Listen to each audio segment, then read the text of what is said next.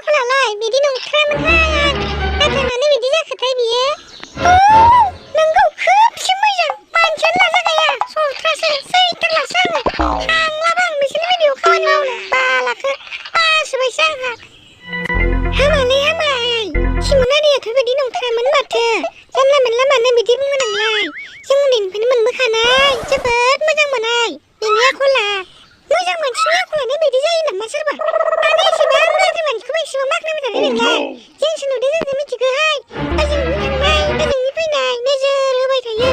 ओरैनो नामखौ जालाखौ मोनाखैहाय बियो जालाखौनो जालाखौ खथ्रा मानसियानो एखेबारे असयफ'सो मानसियानो सैथारासो आं बाला दे आइ दे मोजांना गाज्रि उनावहाय मोजाङै खबर लासिगोन दे सिमोनारिखौ मालाबा जोङो लेंहरनानै मोजाङैनो सावरायसिगोन आंथ' बिदि सानथ्रायाखै बेखौ जों मानो उन्दैनिफ्रायनो लोगो मोनबोनाय ना दे जेयानो जादोला दे आइ दे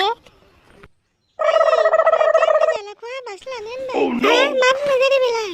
आंनिनो जालाखौनो हाबा जानो आं मा खालामबावनो दे